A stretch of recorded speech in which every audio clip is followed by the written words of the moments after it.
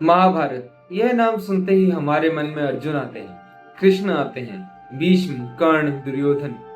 लेकिन क्या आपने कभी सोचा है कि महाभारत में कुछ ऐसे सबसे ताकतवर पात्र सामान्य इंसानों की तरह पैदा नहीं हुए थे। एक बच्चा जिसके शरीर के दो टुकड़े अलग अलग पैदा हुए और जिस चीज ने उसे जिंदा किया वो कोई इंसान नहीं था। ये सिर्फ एक अजीब जन्म की कहानी नहीं है, ये कहानी है कि कैसे एक इंसान का जन्म उसकी मृत्यु का रहस्य भी अपने साथ लेकर आता है। नमस्कार दोस्तों, आज हम कुरुक्षेत्र के युद्ध की बात नहीं करेंगे। आज हम बात करेंगे उस जन्म की जिसने उस युद्ध से बहुत पहले एक साम्राज्य की किस्मत तय कर दी थी। इस कहानी में आपको मिलेगा एक राजा का दर्द, एक ऋषि का आशीर्वाद, एक निर्णय जो इंसानी था पर जिसका परिणाम अलौकिक था, एक राक्षसी और जिसने जीवन दिया वहां जहां जीवन असंभव था, और अंत में आप देखेंगे कि इस बच्चे का जन्म उसकी सबसे बड़ी ताकत भी था और उसकी सबसे बड़ी कमजोरी भी। चलिए शुरू करते हैं। मगध आर्यव्रत के सबसे शक्तिशाली राज्यों में से एक। यहाँ के राजा थे बृहद्रथ, एक पराक्रमी योद्धा, एक सफल शासक। उनके राज्यों में समृद्धि थी, उनकी सेना अजेय मानी जाती थी, लेकिन राज्य महल के भीतर एक खालीपन था जिसे कोई सेना नहीं भर सकती थी। राजा बृहद्रथ के पास कोई उत्तराधिकारी नहीं था। सोचिए, एक राजा जिसने युद्ध भूमि में कभी हार नहीं मानी, लेकिन जिसे हर रात यही सोचकर नींद नहीं आती कि मेरे बाद इस राज्य का क्या होगा। ये सिर्फ एक राजा की चिंता नहीं थी, उस युग में निसंतान होना एक श्राप जैसा माना जाता था। पूर्वजों का तर्पण रुक जाता था, वंश समाप्त हो जाता था और एक राजा के लिए यह सबसे बड़ी पराजय थी। तभी एक दिन ऋषि चंड कौशिक मगध पहुंचे। राजा बृहद्रथ ने उनकी सेवा की इतने समर्पण से कि ऋषि प्रसन्न हो गए। उन्होंने राजा को एक दिव्य आम दिया और कहा, इसे अपनी रानी को खिला दीजिए, आपको पुत्र की प्राप्ति होगी। सुनने में यह बहुत सरल लगता है ना, एक फल, एक वरदान, एक पुत्र। लेकिन यहीं से कहानी अपना पहला मोड़ लेती है, क्योंकि राजा बृहद्रथ की एक नहीं दो रानियां थी और राजा दोनों से समान रूप में प्रेम करते थे। अब राजा के सामने एक असामान्य समस्या थी। अगर वो फल सिर्फ एक रानी को देते तो दूसरी रानी के साथ अन्याय होता, एक का सम्मान दूसरे का अपमान।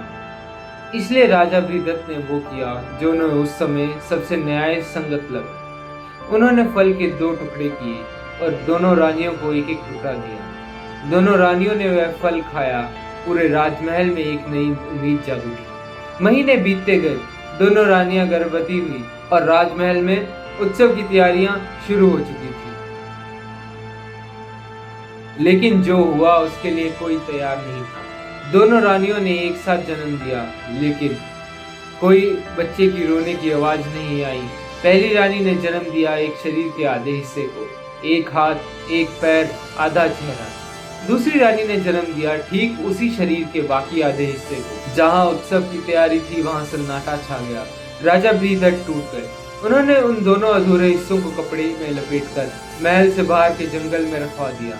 एक पिता के लिए यह सबसे कठिन निर्णय रहा होगा, लेकिन उस समय यही उन्हें सही लगा।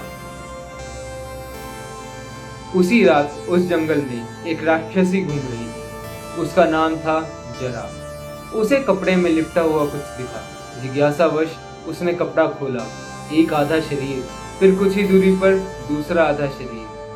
अब यहाँ से कहानी वो मोड़ लेती है जो महाभारत को इतना अनूठा बनाती है। राक्षसी जरा ने बिना सोचे समझे दोनों हिस्सों को पास रखा, जोड़ने की कोशिश करी, और जैसे ही दोनों हिस्से मिले एक तेज रोने की आवाज पूरे जंगल में गूंज उठी। जिस शरीर में कुछ क्षण पहले जीवन नहीं था, उसमें अचानक प्राण लौट आए। राक्षसी जरा, जिसे लोग एक भक्षक के रूप में जानते थे, उस रात एक जीवनदाता बन गई और इसलिए उस बालक का नाम रखा गया जरासंध। जरा के द्वारा संधि किया गया, जोड़ा गया जरासंध।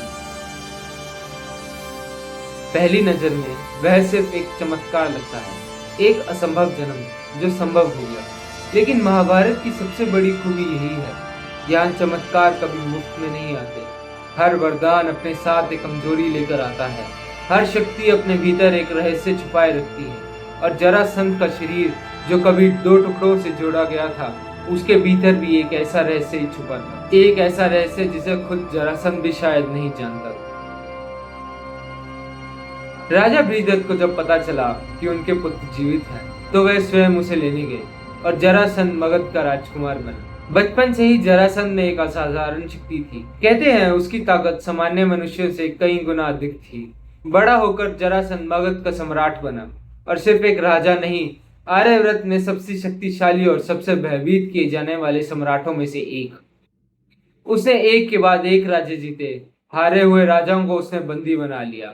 उसकी योजना थी 100 राजाओं की बलि देकर भगवान शिव को प्रसन्न करना और स्वयं को अजय सम्राट घोषित करना।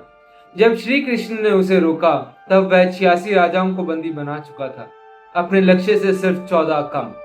उसने मथुरा के राजा कंस से भी संबंध जोड़े, अपनी 2 पुत्रियों का विवाह कंस से करवाया। और जब श्री कृष्ण ने कंस का वध करा, तो जरासंध बहुत क्रोधित हो गया। उसने मथुरा पर 17 बार आक्रमण करा। 17 बार कृष्ण ने उसे हराया, लेकिन हर जीत की एक कीमत थी और वो कीमत यादवों को चुकानी पड़ती थी। इसलिए कृष्ण ने मथुरा छोड़कर द्वारका बसाने का फैसला लिया। यह वही जरासंध था जिसे स्वयं श्री कृष्ण ने युद्ध भूमि में हराना असंभव माना। और क्यों ना माने, जिस शरीर को कभी 2 हिस्सों से जोड़कर बनाया गया था, वो शरीर युद्ध भूमि में लगभग अजेय साबित हो रहा था।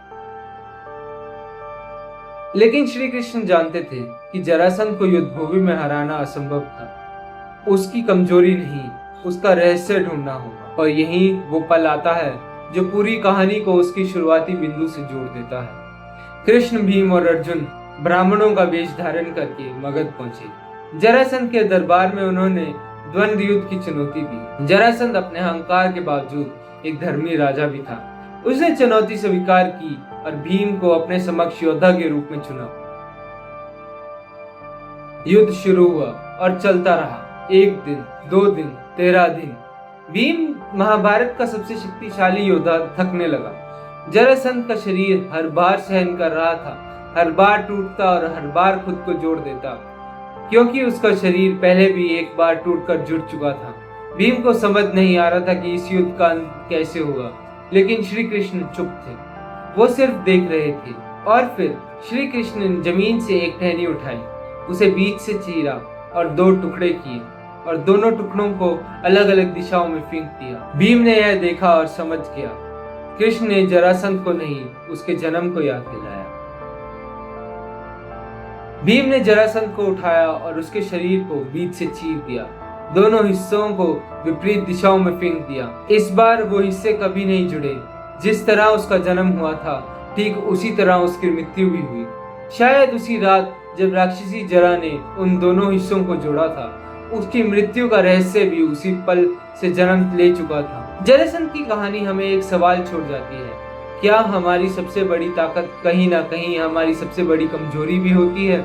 जरासंध, जिसने 86 राजाओं को बंदी बनाया, अपने लक्ष्य से बस 14 कम, जिसने अपनी शक्ति से श्री कृष्ण को मथुरा छोड़कर द्वारका बसाने पर मजबूर किया, उसका अंत उसी रहस्य से हुआ जो उसके जन्म के पहले से उसके साथ था। यह थी जरासंध की कहानी, महाभारत के रहस्यमय जन्मों की श्रृंखला में पहली कहानी। लेकिन जरासंध अकेला नहीं था। एक और राजकुमार, जिसकी 3 आंखें और 4 हाथ, जिसका भी जन्म उसके साथ उसकी मृत्यु की घोषणा लेकर आया था।